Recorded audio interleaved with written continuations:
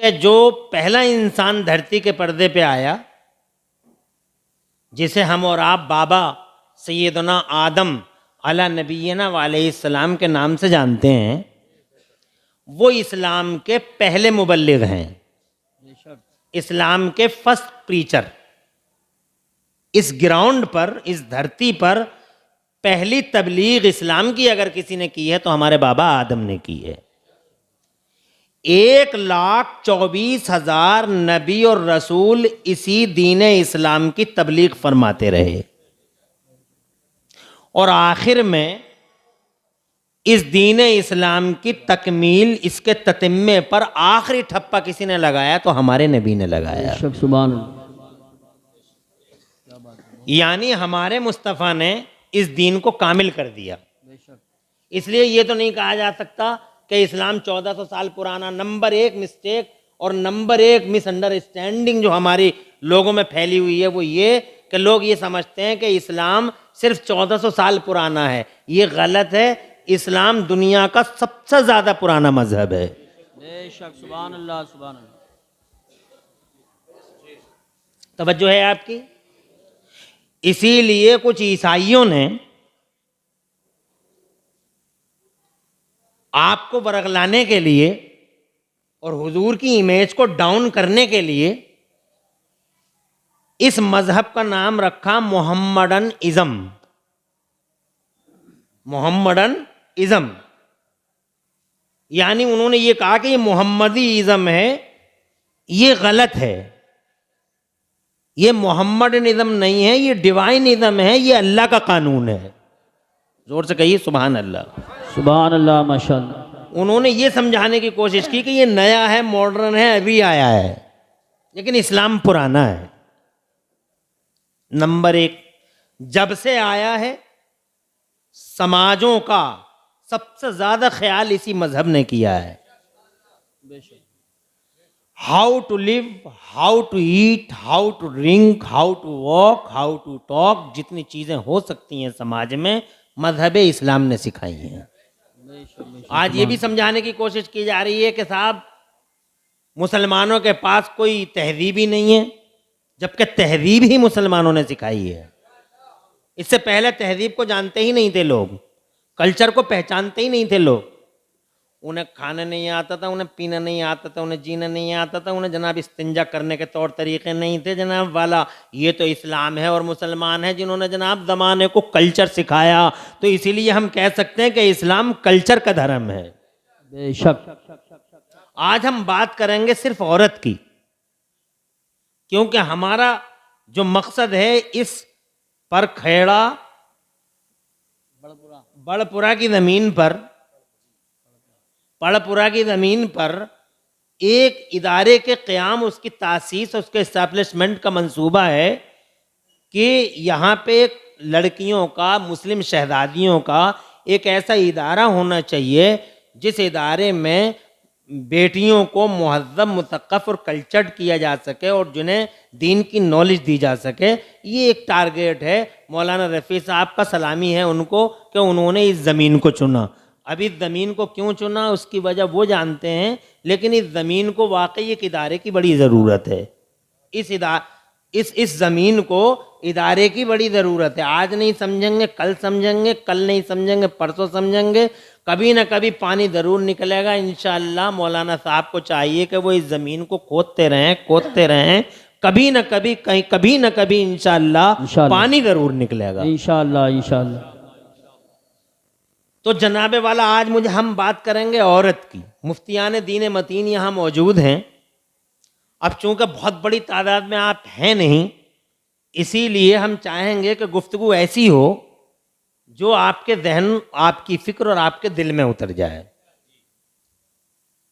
इस सिलसिले में सबसे पहली बात हम ये करेंगे कि हमारे हुजूर से पहले, हमारे सरकार से पहले, हुजूर सल्लल्लाहु अलैहि वसल्लम से पहले इस धरती के पर्दे पर एक नबी आए हैं, और वो नबी उलुल अज़्म रसूल भी हैं।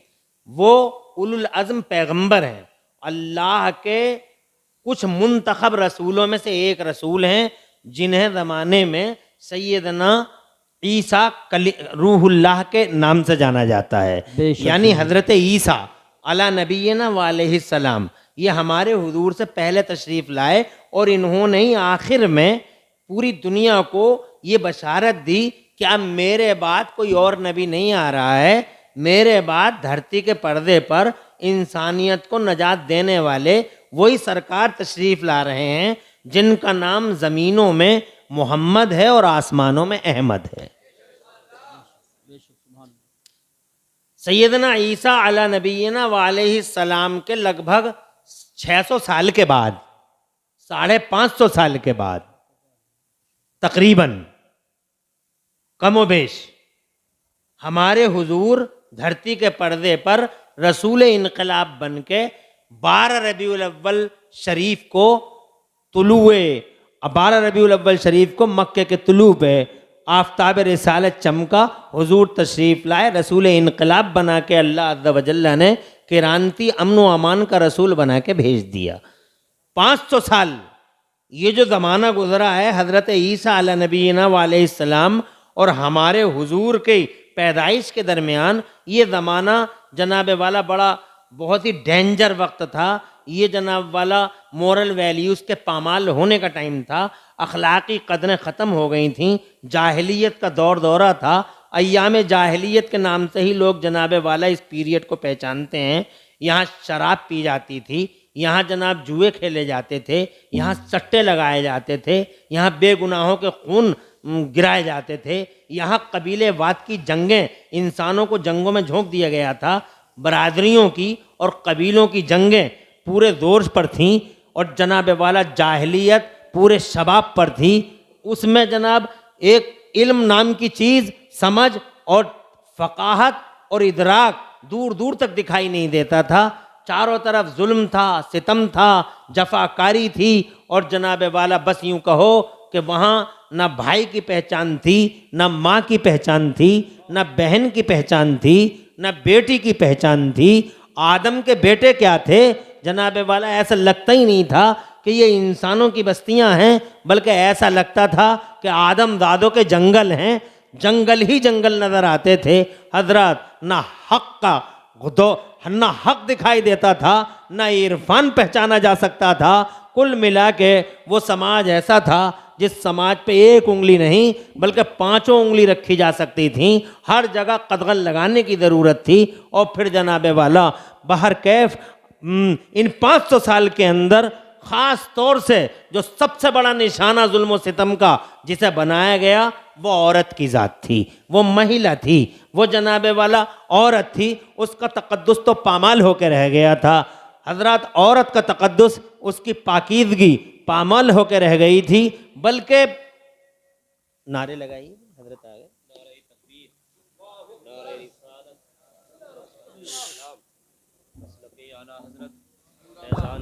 हजरत नारे तकबीर, नारे रिसालत, मजहब इस्लाम, मसलक आला हजरत, फैज़ान आला हजरत, उस्तादुल उलमा हजरतुल अल्लामा मुफ्ती अली अहमद साहिब क़िबला, उस्तादुल उलमा हजरतुल अल्लामा मुफ्ती अली अहमद साहिब क़िबला, उस्तादुल उलमा मुफ्ती मोहम्मद यूनुस मिसबाही साहब क़िबला। नारे तकबीर, नारे रिसालत। माशाअल्लाह, तशरीफ़ रख।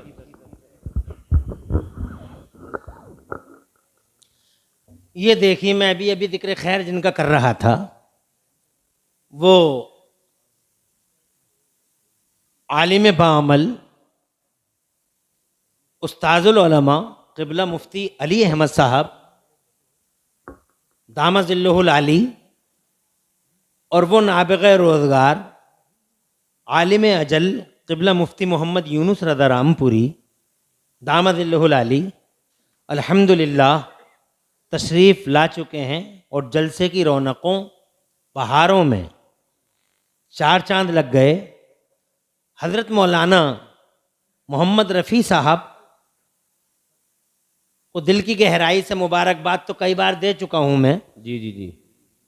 अब जबकि आप तशरीफ़ ला चुके हैं, जी, एक बार फिर रुबोए क़ल्ब से मुबारकबाद पेश करता हूँ आपको। इस ज़मीन पर इदारा बड़ा ज़रूरी था और इंशाअल्लाह एक दिन आपका ये जज्बा रंग लाएगा। उदास इंशाअल्लाह। मायूस होने की जरूरत नहीं है। जी जी जी बेशक। मैं अकेला ही चला था जानिबे मंजिल, मगर जी जी जी बेशक। लोग साथ आते गए और कारवां बनता गया। बेशक बेशक। इंशाअल्लाह एक वक्त आएगा जी जब आपके पीछे एक लंबा कारवां होगा। मैं अब ये बड़े बहुत ही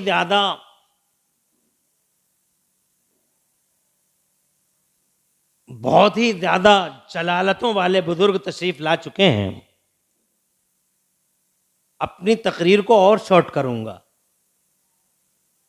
मैं ये कहना चाह रहा हूं आपसे कि सबसे ज्यादा जो रौंदा गया उस 500 साल के पीरियड में, वो औरत के तकद्दुस को रौंदा गया।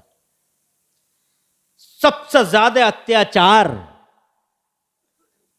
अगर किसी पे ढाया गया तो वो महिला की जात पे ढाया गया। बेटियों को, हिस्ट्री गवाह है, बेटियों को लोग कब्र में जिंदा उतार देते थे, गड्ढे खोदते थे। उनके दिमागों में शैतान ने ये बात डाल दी थी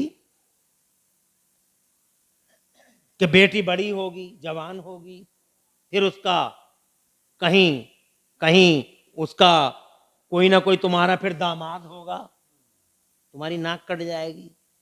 इससे पहले कि तुम्हारी नाक कटे, इससे पहले कि तुम्हारी इज्जतों का ताजमहल जमी बोस हो जाए,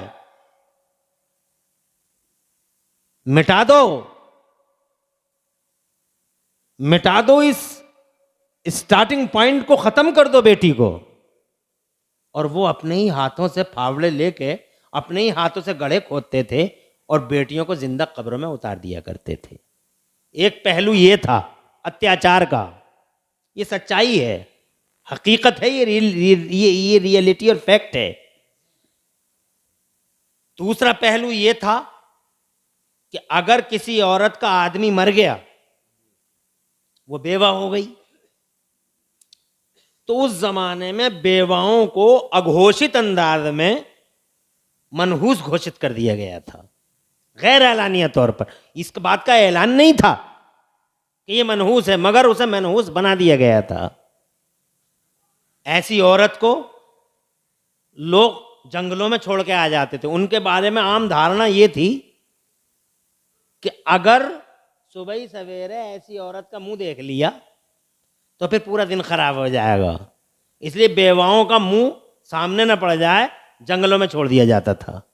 यूनान का यही कल्चर था, ईरान में यही कल्चर था, अरब दुनिया उसी में थी। हमारे भारत में भी इस सिलसिले में कोई डिफरेंस नहीं था। भारत में उस वक्त बाकायदा पत्नी को पति के साथ सती कर दिया जाता था। सती की प्रथा यहाँ चल रही थी, प्रथा बल्कि कुरीति कहो। यहाँ जनाबे वाला एक गलत रिवाज था कि जैसे ही शौहर मर गया उसके साथ बीवी को भी जला दिया जाता था। अल्लाह, यानी औरत के साथ, उसके तकद्दुस के साथ एक जनाब कर्बनाक, जिगर खराश और बड़ा ही अलमनाक उसके साथ खेल खेला जाता था, उसके तकद्दुस को पामाल किया जाता था। दुनिया में पहली बार अगर कोई मजहब, कोई फिक्र, कोई इज़्म अगर औरत के हित में उतरा, पहली बार अगर कोई औरत के मफाद में खड़ा हुआ, पहली बार अगर किसी ने खड़े होकर अंजाम की परवाह किए बगैर कि समाज क्या कहेगा, पूरा समाज आड़े आ जाएगा, अंजाम की परवाह किए बगैर पहली बार औरत के हित में, औरत के इंटरेस्ट में पहली बार अगर कोई मैदान में आया तो वो अल्हम्दुलिल्लाह हमारा मजहब मुहज्जब मैदान में आया, हमारा इस्लाम मैदान में आया और हमारे नबी मैदान में आए। बेशक बेशक, जोर से सुभान अल्लाह, सुभान अल्लाह, सुभान अल्लाह, सुभान अल्लाह, माशाअल्लाह। महिलाओं को न्याय दिया, बेशक पहली बार ऐसा हुआ है। अल्लाह जज़ाए खैर दे। बात समझ में आ रही है ना? पहली बार ऐसा हुआ। आज नारे, खूबसूरत नारा है, कन्या बचाओ कन्या पढ़ाओ, बहुत खूबसूरत नारा है आज की दुनिया का। मगर दुनिया में पहली बार, सबसे पहली बार अगर किसी ने ये इससे भी ज्यादा खूबसूरत अंदाज में महिला के तकद्दुस की बात की और महिला के साथ महिला की हमदर्दी दर्दमंदी और महिला को सहारा देने की बात की, तो इससे बहुत हसीन अल्फाज में 1400 साल पहले हमारे नबी ने मक्के की गलियों में और अरब की गलियों में इस बात का प्रचार किया था। इरशाद फरमाया था मेरे नबी पाक के अक़वाल अतवार और मुस्तफ़ा जान रहमत के कारनामों से जो मफहूम छलकता है वो मफहूम ये था, लोगों कन्या बचाओ जन्नत पाओ। वाह वाह वाह, माशाअल्लाह, क्या बात है। सुभान अल्लाह, सुभान अल्लाह, सुभान अल्लाह। कन्या बचाओ पहली बार कब्रों से उठा के, हाँ हाँ, ए बेटा बेटा मेरी तरफ देखो, हम कुछ गलत कह रहे हैं बेटा? नहीं, इस हिस्ट्री को याद रखो।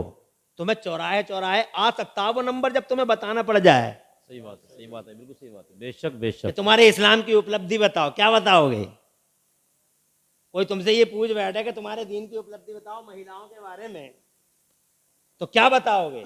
ये बताओगे कि पहली बार अगर कोई महिलाओं के लिए खड़ा हुआ, इधर देख मेरी तरफ, हंसना बंद कर, हाँ,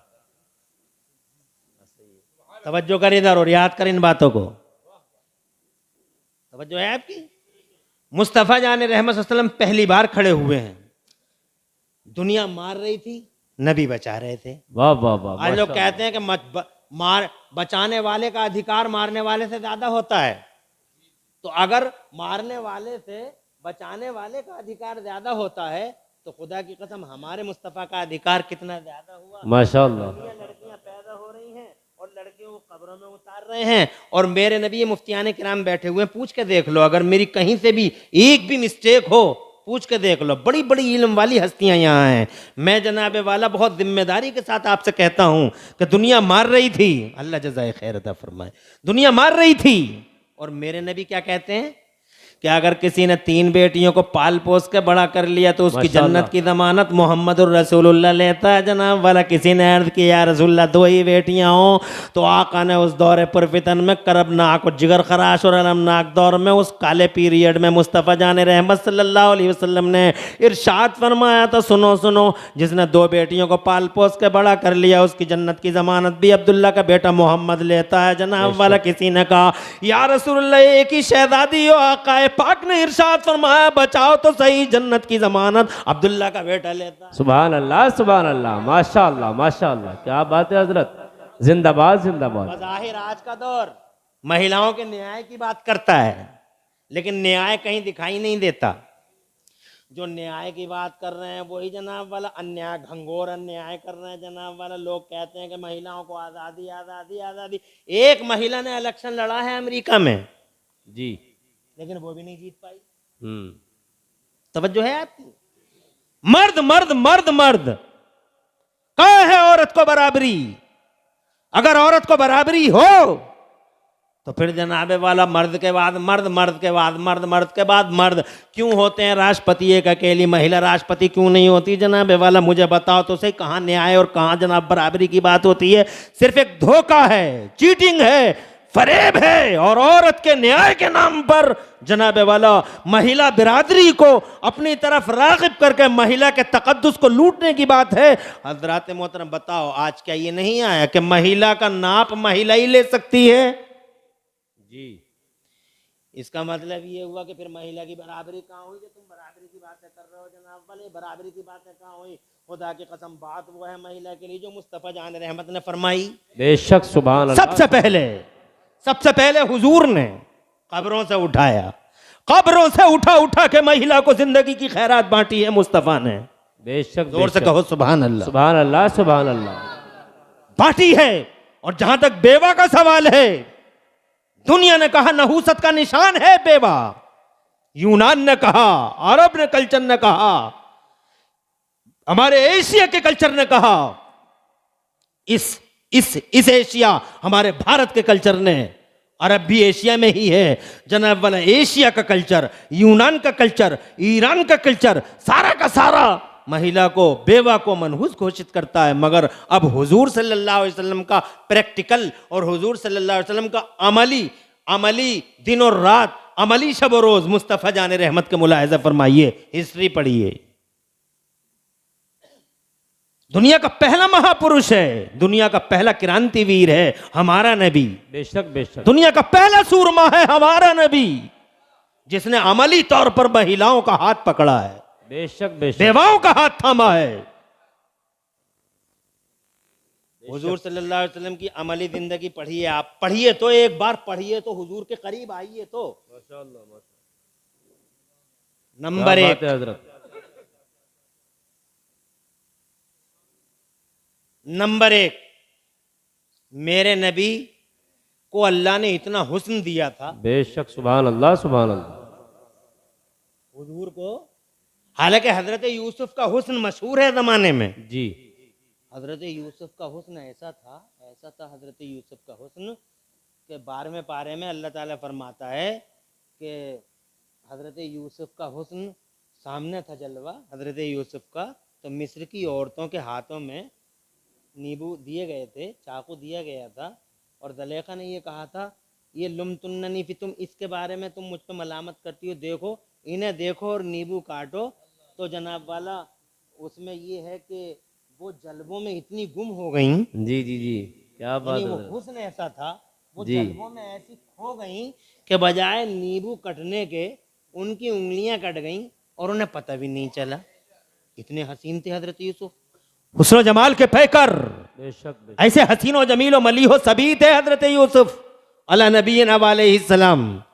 मगर हमारे नबी का हुस्न इससे भी ज्यादा अजीम शान अंदाज में था। बेशक, और वो जनाबे वाला, अगर आप मुकाबला करोगे और तनासुब करोगे तो आला हजरत इमाम अहले सुन्नत सैयदना इमाम अहमद रजा के अल्फाज में मैं ये कहना चाहूंगा कि हजरत यूसुफ के हुस्न के जलवों में गुम होकर मिस्र की औरतों की उंगलियां कट गईं, जी। मगर मुस्तफ़ा जान रहमत के मुस्तफ़ा जान रहमत सामने है भी नहीं, जी।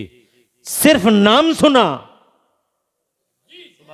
सामने नहीं। माशाअल्लाह। यूसुफ सामने हैं, मिस्र की औरतों की उंगलियां कट गईं, मगर मुस्तफ़ा जान रहमत सामने भी नहीं है, बज़ाहिर सिर्फ नाम सुना है और औरतों ने नहीं जनाबे वाला कटना नहीं है।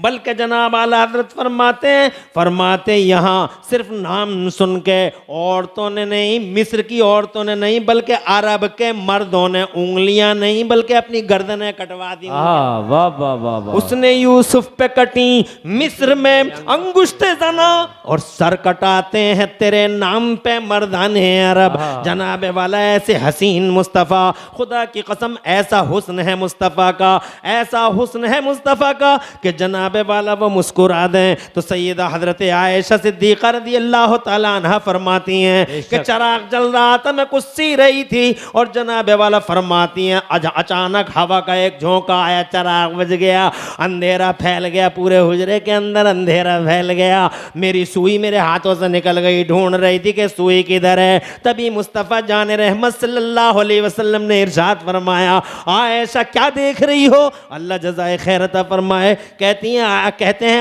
हैं कि मुस्तफ़ा जान रहमत ने फरमाया, आयशा क्या देख रही हो? अर्ज़ किया सरकार मेरी सुई गुम हो गई है। तो जनाबे वाला फरमाती हैं जैसे ही मुस्तफ़ा के पाकीदा दांत खुले, सुभान अल्लाह माशाअल्लाह, दंदाने मुबारक जैसे ही जाहिर हुए ऐसी रोशनी फूटी।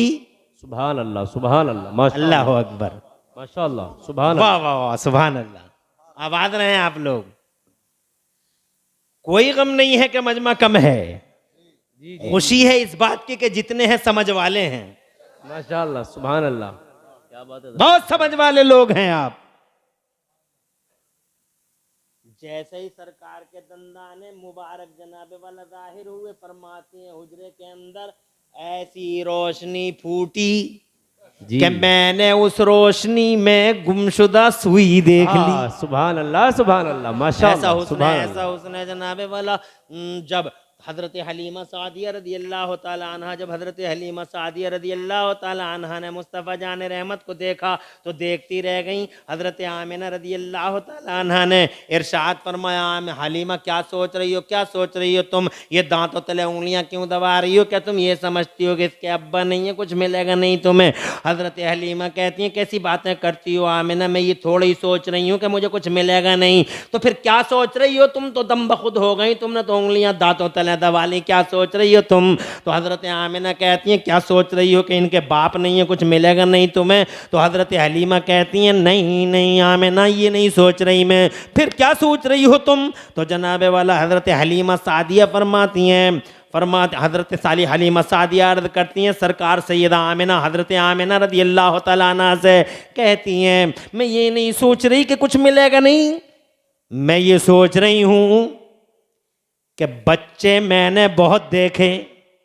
जी जी जी बेशक। बनु तमीम में देखे, बनु हुदैल में देखे, बनु उदय में देखे, बनु तमीम में देखे, बनु कल्ब में देखे, मैंने इधर देखे, मैंने उधर देखे, हर जगह बच्चे देखे, मगर ए आमिना जैसा तेरा गोरा लाल, जैसा तेरा हसीनो जमील शहजादा, जैसा तेरा हुस्न वाला जमाल वाला तेरा शहजादा, तेरा लख्ते जिगर देखा ए आमिना, ऐसा गोरा चिट्टा और ऐसा हसीनो जमील बच्चा मैंने आज तक नहीं देखा, लाखों में एक है तेरा शहजादा। माशाअल्लाह, सुभान अल्लाह, नारा